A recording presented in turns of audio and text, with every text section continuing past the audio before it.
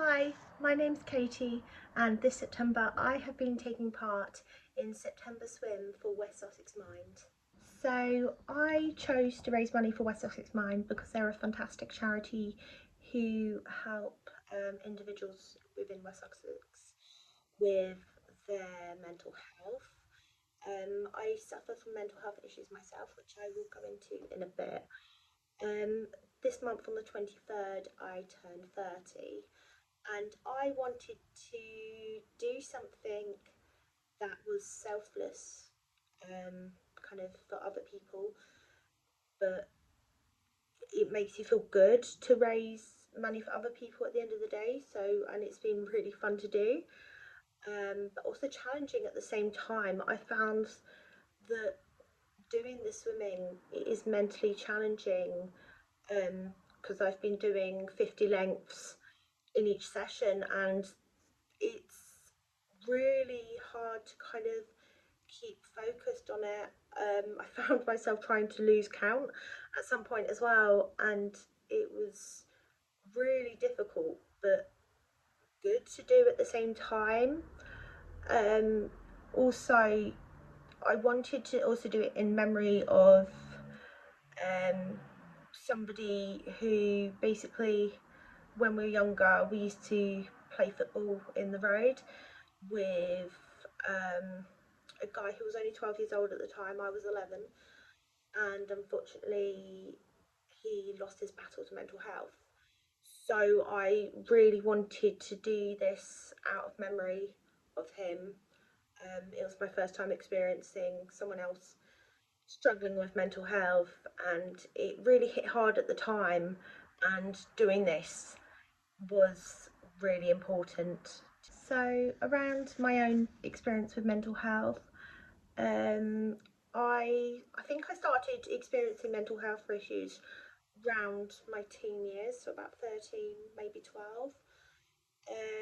It was really difficult at the time to process what was happening,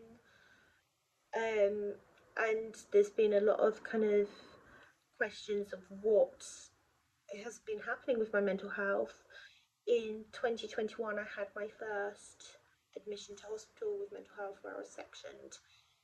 That was really difficult. I was only in for 2 months in the end, but it was a very difficult time. And since then, I've had multiple kind of admissions to hospital. Um, my diagnosis is kind of unknown with mental health, kind of the main mental health bit. We question whether where I had a diagnosis in 2021 of EUPD, and to this day we don't know if that is a true diagnosis, and it's very difficult to understand um, yourself if you don't have a diagnosis for mental health. Um, because I've had people say to you, yeah, to me, yes, it's a clear diagnosis. No, that doesn't fit you. It's very difficult. I'm also on the autistic spectrum, so that with EPD can be kind of comorbid diagnosis. Um, I've also been diagnosed in the past with depression, anxiety, and I recently got a diagnosis for purging disorder. But with mental health, it's again, like I said, it can be really hard if you don't have a diagnosis, you can't understand yourself properly, and finding support for that can be really difficult. I've been under mental health services since I was in my teens, on and off, and I'm only finally getting to the point where I'm able to hopefully access therapy and stuff, and that can be really challenging and scary at the same time because I don't know if that's going to work, but it's always worth giving things a try. And if you've at least tried those things, then you can say, yes, I've tried it, instead of feeling scared, which it's okay to feel scared about trying new things to help your mental health because you don't know where it's going to lead you, but it's okay. So, my dislikes around mental health, is really the whole stigma around mental health and people building up that stigma. Um, Ones I personally have are being a parent. Um, People will say, "Oh, you're really selfish because you can't be a parent and have mental health issues. You're not allowed to do that. You need to be parenting, basically. How can you be so selfish? You're feeling depressed. You don't want to get out of bed." I've have a lot of friends as well who are male and they've got mental health issues, and it's the hate around people like men having mental health issues because they are kind of like teased by their friends. Oh, like terms like man up and stop being a pussy. It's not right. It's upsetting to them. And it's hard because people are scared to say that they've got a mental health issue, and people shouldn't be frightened to talk about it. I find it very, very hard to open up about my mental health. Going on things like the school run to pick up my daughter can be extremely challenging at times, especially when you're wanting to just get on and pick up your child and go home and get on with the day.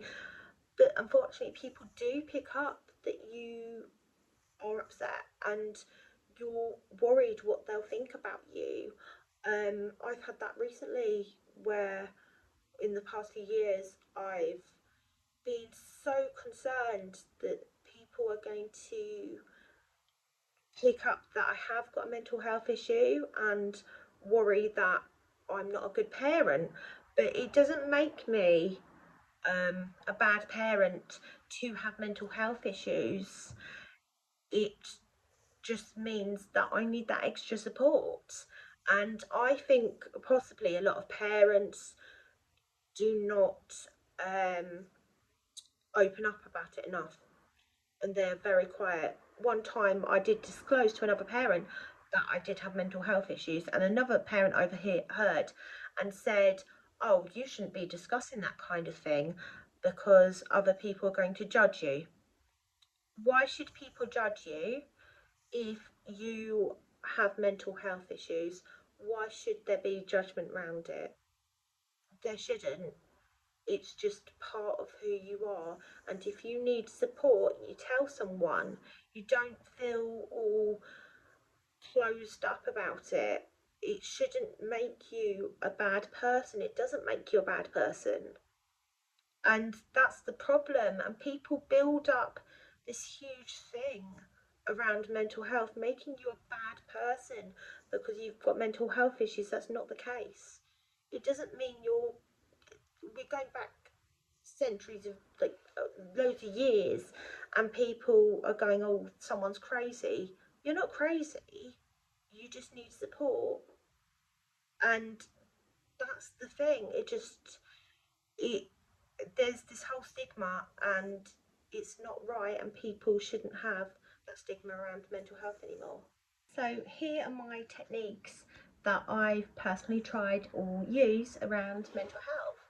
So I sometimes keep an elastic band or a hairband around my wrist, and if you're feeling anxious or stressed, you can ping it around your wrist, and it makes a little kind of snap on your wrist, and it will leave like a little red mark, but it doesn't hurt you in the way that other things would. Also, things like instant ice packs. I keep some in my box, which I will show you in a minute. So instant ice packs are really good if you're emotionally dysregulated, or anything else similar to that. So you can crack the ice pack, and it's really great because you can kind of smash it against the wall or like kind of your hand, and then I find that it really helps to place it on the back of my neck to cool and calm me down.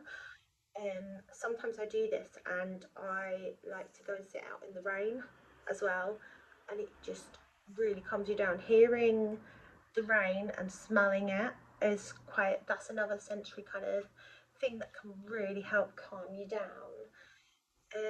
Mindfulness breathing is another one. So mindfulness breathing is when you're paying attention to the sensation of your breath um, coming in and out of your body, and you can find tutorials how to do that online. It's like really easy, kind of to it doesn't fit everybody though. So for me, I found that mindfulness breathing was really difficult to focus on. I found that I would end up giggling. And actually, sometimes if you're feeling quite stressed, but you're trying that and you end up laughing, actually, it can relieve you as well. So sometimes if techniques do not work, they do work in a different way, if that makes sense. Um, Keeping a journal or mood tracker is really great as well. Um, you can share it with someone or you can keep it completely to yourself. And sometimes it can indicate why, if you have a mental health blip, why that's happened, and it will help you pinpoint it for the future. And hopefully, if maybe stress has caused that issue, you can avoid that stress. It's really good. Um, One thing I like to do is colouring, and colouring can be really therapeutic. Um, you do not have to do like some people use like the mindfulness ones where it's really small detail. Other people use really big chunky designs, almost like a children's design, so that you don't have to do so much of a thin drawing. One technique I found out was to help anxiety, where you will use your non-dominant hand. So I am right-handed, and sometimes I will use my left hand. And if you are colouring or writing or drawing with your non-dominant hand, it actually uses a different part of your brain, and it can help really soothe anxiety, which is really great when you're feeling a bit nervous. Say you're about to go to an appointment and you've got like an hour spare, you could sit and do some colouring or some drawing, and that really relaxes you. Also, drawing can be quite great as well. You can also draw how you feel. If you're not keen on writing, you can keep a journal and draw pictures of how you're feeling as well. Um, Fidget toys. And I know the word toy would be like, oh no, it's for children. It is not for children. Fidget toys are actually for all ages. They're great for a sensory overload. I sometimes fidget with fidget toys when I go to my mental health appointments because it helps me talk to my lead practitioner, or if I'm talking to a psychologist. Using a fidget toy like maybe putty, a fidget spinner, a stretchy tube, a pocket, whatever, it can be really great because it's distracting you from being all closed up and anxious. You can kind of just play with it and talk, and it can be really great.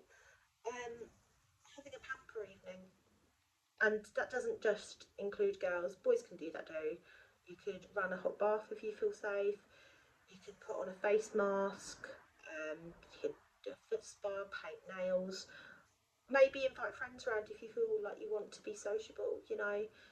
Get your mind off things. Watch a movie. Whatever you want to do. Um, and then the last one, before I show you my box, is having someone you trust.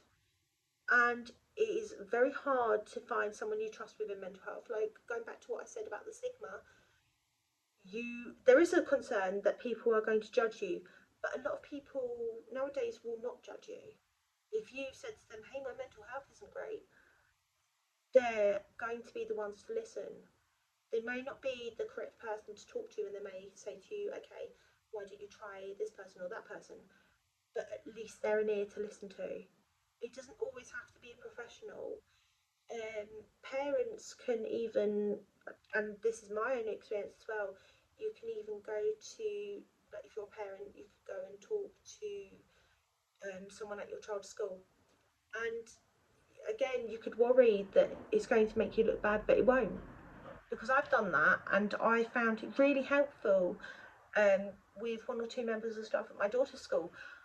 disclosing information because it felt like it got things off my chest, and also then they can have a better understanding of how you are, and they can give that support or give you advice on what support you need. So this is my sensory self-care box, and in this box I keep it in the living room, although sometimes I pull out some items. Are items that help me when I'm kind of emotionally dysregulated, I'm stressed, my mental health is low, and this is one of the first things I turn to. So in this box are loads of items. So I have got, first of all, sour sweets. So sour sweets are really great as an alternative to self-harm. And basically I've got like sour spray in there, sour gum, hard-boiled like sour things like toxic waste. Popping one in your mouth, it gives you that sour sensation and it kind of will make your face scrunch up like that, and it's a really great alternative. We also have in here lots of things, face masks and foot packs. Again, that's great for if you're relaxing. It's just really great if you want to have a relax. You can get one's male, one's female, or you can just mix them up. It doesn't matter. Why should they be labelled as one use for one gender? We have got popping candy in here. So popping candy is actually a great sensory tool as well. Again, it's a similar thing to the sour candy that you put up in your mouth and it crackles, and that is a childhood memory for anybody. I have this sand, which is kind of like a slime sand, but it's really great for playing with. Kind of when I'm talking to people as well, it's really great, and I use it in this tray. I also have like a selection of like foamy putties, sensory kind of putties and doughs as well, which are really great. These I tend to take out with me on a mental health appointment. I'm dropping everything now. I have these sticky balls that I like to throw at the ceiling, and yeah, they're fun. They're quite good to get stress out with. Mints are perfect for anxiety. It may look like a lot. Also, for me, these polos remind me of my granddad, so it really helps me when I'm feeling really sad and depressed. But mints are great for anxiety. I always suck on a mint or two on some gum when I'm going to a mental health appointment, or if something causes you anxiety. Like I have anxiety going to the dentist, so that really helps me when I'm off to the dentist. This is another dough, but this is a sensory dough, this is an anxiety one, and they are scented doughs that you can play with, and they are really therapeutic. I have items to help me sleep. So if I'm finding it really hard to kind of wind down, I have like a pillow mist, a body and room spray, a heated, weighted sleep mask. So that can really help you if you're finding it hard to relax. This is quite good. These, you can get these stress roll-ons, and it's like a temple roll-on, or and it's really good to carry around with you if you're feeling a bit anxious or stressed. With autism, sometimes I need a sensory need, so I have these like chewy necklaces that I use. Obviously these items aren't for everybody, but it depends on what you'd want to put into your box if you chose to have one. I have poppets, a dinosaur and a unicorn, because that is totally me. These are quite relaxing. These are called Lego dots. So it's kind of like mosaic tiles, and it can be really relaxing to make patterns with. I also keep these little books. So this one's like a journal that I've kept. It was from a couple of years ago, and it was a journal that I kept when my mental health was really bad. And it's always good to, sometimes it can be triggering, but looking back on um like when you've been sad and depressed and had a mental health breakdown, sometimes it can be great to look back on that also and know that maybe you are sometimes in a better place than you were, and that you have got through that time, because that journal was from a couple of years ago for me. Looking back at it, knowing that I got through that makes me feel that I can get through this blip now that I would be in. I also have this little book of positivity where I write, or I let people write things positive in there. So when I'm feeling really down, I can read through and, yeah, really, it can again bring you up a little bit. Essential oils, they can be great as a sensory thing. They can also be calming for people. I have these little magnetic beads that, yep, you can just fiddle with again. And then I have things like activity books, activity cards. I've got these mindfulness puzzles, kind of colouring books, anything that you find helpful. Also, disposable ice packs, like I said earlier.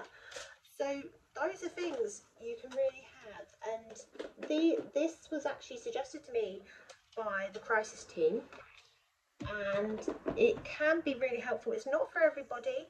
None of these techniques are for everybody, but again, it is always worth trying them. And if you've tried them and they don't work, then that's okay. So, advice on mental health and who to talk to, really. It can always be kind of difficult to know who to turn to when your mental health is bad. Obviously, first point of contact, if you find it difficult to talk to people, you can always talk to a family member or a friend. Like I said earlier, if you're a parent, you can talk to your child's school. There are great charities out there, including West Sussex Mind, you can use. There are also, if you're in crisis, you can use charities like Shout and Samaritans. You can get yourself, there's crisis cafes. I think our local ones are Crawley and Worthing. There are so many things you can do. If you are in danger, always call 999, or get yourself to the nearest A&E department. If you are not in immediate danger, you can always call 111 option 2. So the bit you've been waiting for is the footage from the swimming. It is not the best quality and we didn't get a lot of footage, but here it is.